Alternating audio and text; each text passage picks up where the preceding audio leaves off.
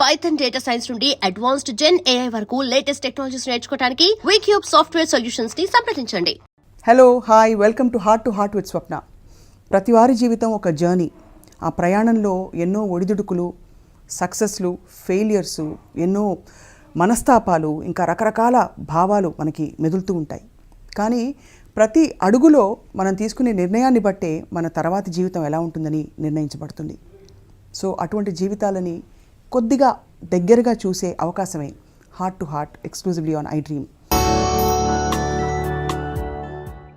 ఇవాళ heart to హార్ట్లో పరిచయం చేయబోయే అతిథి ఎవరంటే నిజానికి ఆవిడకి పరిచయం అవసరం లేదు. ఆవిడకి ప్రపంచం అంతా దీవిస్తోంది శతమానం భవతి అంటూ. డిసెంబర్ 17న మద్రాసు నగరంలో ఈ తెలుగింటి అమ్మాయి పుట్టింది. తడుక్కుమని తారల మెరిసింది. ఏ సంవత్సరం అనేది నిజానికి అనవసరం, బికాస్ 12 కాపురం నుంచి ఇవాల్టి శతమానం భవతి వరకు she has been evergreen and ఎప్పటికీ అలాగే ఉండిపోతారని అందరూ ఆశిస్తూ ఉంటారు. తెలుగు, తమిళ, కన్నడ, మలయాళం ఇంకా హిందీ భాషలో నటించి రాణించి బహుశా కొద్దిమంది ఫీమేల్ స్టార్స్కి ఉండే స్టేటస్లో సూపర్ స్టార్ స్టేటస్ వచ్చిన ఏకైక వ్యక్తి అని చెప్పచ్చు. బహుశా మరికొంతమంది తారామణులు ఉండుండొచ్చు, but she has ruled, she continues to rule the scene. ఏ సినిమా అయినా కావచ్చు. ఇవాల్టి heart to heart with Swapna సహజ నటి జయసుధ గారితో. Jayasudha garu, this is my dream, not iDream, to meet you like this. Thank you Swapna. ఎప్పటిలాగే మీరు ఏం వేసుకున్నా అంత స్టన్నింగ్గా కనిపించడం ఏమన్నా న్యాయంగా ఉందా? స్టన్నింగ్గా బాగా పుష్టిగా కనిపిస్తున్నాను. పుష్టిగా కాదు మ్యామ్, మీరు ఏం వేసుకున్నా కూడా there is something about it that you carry your self with such grace and confidence. అంటే కొంతమంది కొన్ని ఏం వేసినా బాగుంటుందేమో, వాళ్ళలో ఒకదాన్ని నేను అలా అనుకోవాలి అంతే. సో ఇంతకీ గోపాలరావు గారి అమ్మాయి కావా? లోకం తెలియని పాపాయ, తెలిసిన పాపాయ? ఇప్పుడు అంటే అసలు లోకం అంటే లోకం పెద్దగా తెలియదు. కొంతవరకు లోకం తెలియని పాపాయనే చాలా మా ఇండస్ట్రీలో వాళ్ళు ఎక్కువ మంది అలాగే అనుకునేవాళ్ళు నా గురించి. ఏదైనా అమ్మాయికి ఏం తెలియదులేరా, పాపం ఏం తెలియదు అలా అని ఒక సానుభూతి ఉండేది ఎప్పుడు. బట్ తెలిసినా తెలియకపోయి ఎక్కువ ఇప్పుడు కూడా ఐ ట్రస్ట్ లాట్ ఆఫ్ అందరు మంచివాళ్ళు అనుకుంటాను. వచ్చిన ప్రాబ్లం ఫస్ట్ నుంచి అంతేనా? ఫస్ట్ నుంచి అంతే. అందరు మంచివాళ్ళు. మన దగ్గర ఎందుకు అబద్ధం చెప్తారు, అందరు మంచివాళ్ళు అని అనుకుంటా. అదే. So what a fabulous journey. మీరు తెలుగింటి అమ్మాయి, మా తెలుగింటి అమ్మాయి. మీరు కన్నడ ఫిల్మ్స్ చేసినా, తమిళ్ చేసినా, ఏం చేసినా కూడా డెఫినెట్గా. How do you feel? ఎందుకంటే మీరు స్క్రీన్ మీదకి రాగానే అప్పటికంటే ఇప్పుడు రాను తగ్గుతుందంటారు, మామూలుగా మీకు పెరుగుతుంది. ఒక గ్లో, ఒక గ్లామర్, ఒక అందం వచ్చేస్తుంది ఆ సీన్కే. వెల్, గ్లామర్ అంటే మేబీ క్యారెక్టర్స్. అది కొంతమంది యూ యాక్సెప్ట్ చెప్తారు కదా ఏజ్ గ్రేస్ఫుల్లీ అలా అని. సో మేబీ నేను ఎప్పుడు నా వయసుని దాచుకోలేదు. ఒక 19 ఇయర్స్ దాకా ఒక 1 year ఎక్కువే చెప్పేదాన్ని. అంటే 16 ఉన్నప్పుడు 18 అనేవాళ్ళు కదా. అదే 18 years వరకు మేజర్ అంటే 18 అని, అందుకని ఒక 1 year ఎక్కువ చెప్పేసేదాన్ని.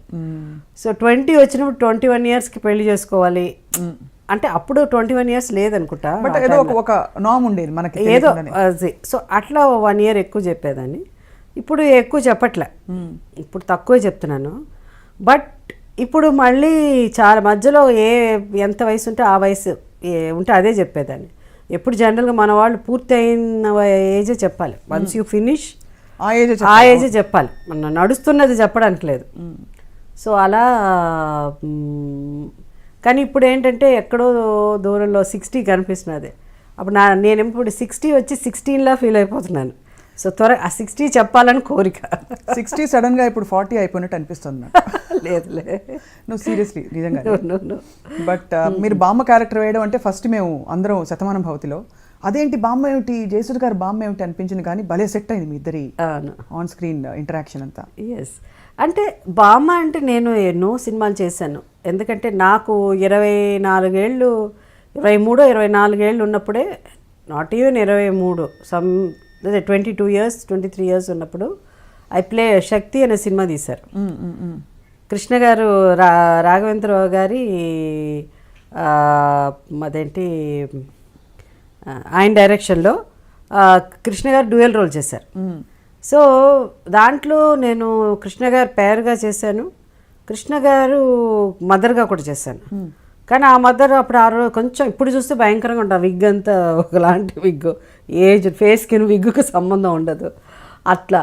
సో అది మదర్ ఇండియా మీద బేస్ చేసి కొన్ని సీన్స్, అవును కొన్ని సీన్లు శక్తిలో తీసి, సో అప్పుడే చేసేసాను. అలాగే ఒక సినిమా నాగేశ్వరరావు గారు మదర్గా చేశా, జస్టిస్ చక్రవర్తి ఏదో సినిమా. సో చక్రవర్తినా? జస్టిస్ చక్రవర్తి, అవును అదే అనుకుంటా. సో నా భయమే లేదు. ఏంటంటే ఆ సినిమాకి నేనే హీరోయిన్, నేను 80 ఏళ్ళు ఉంటే ఏంటి 20 ఏళ్ళు ఉంటే ఏంటి అని ఆ రోజుల్లో నాకు 22, 23 ఉన్నప్పుడే నేను నానమ్మ గ్రాండ్ మదర్ క్యారెక్టర్స్ చేశాను. సో క్యారెక్టర్స్ అన్నది పెద్ద నెవర్ అన్ ఇష్యూ అంతే. అండ్ ఎప్పుడు మీరు ఏ రోల్స్ చేయనని చెప్పలేదా? అంటే ఇలాంటి క్యారెక్టర్ చాలా బిగినింగ్ డేస్లో ఉండేది, చాలా వాజ్ వెరీ, కొన్ని సినిమాలు నచ్చేది కాదు. ఐఎమ్ వెరీ చూజీ, బట్ కొన్ని బికాస్ ఆఫ్ అన్ ఆబ్లిగేషన్ మనకి కొన్ని తప్పదు, అలా చేస్తాం. కొంత ఎక్కువ రిమ్యునరేషన్ ఉంటుంది, ఏం క్యారెక్టరే ఉండదు హీరోయిన్గా, సో రిమ్యునరేషన్ ఎక్కువ, పెద్ద స్టార్ అలా ఉన్నప్పుడు అట్లా. బట్ నేను ఎక్కువ కొంచెం లక్కీ, ఈవెన్ పెద్ద ఆర్టిస్టులతో మన రామారావు గారితో, ఆయన నెంబర్ 1 హీరో ఆ టైంలో, లైక్ నాగేశ్వరరావు గారు, వాళ్ళతో కూడా మంచి క్యారెక్టర్స్ చేశాను, ఎక్కడో 1-2 సినిమాలు తప్ప. బట్ క్వైట్ సో ఈ టైప్ ఆఫ్ రోల్సే చేశాను నేను. సో అప్పట్లో ఏ క్యారెక్టర్స్ మీరు రిఫ్యూజ్ చేయలేదా మ్యామ్? ఏ క్యారెక్టర్స్ రిఫ్యూజ్ చేయలేదు.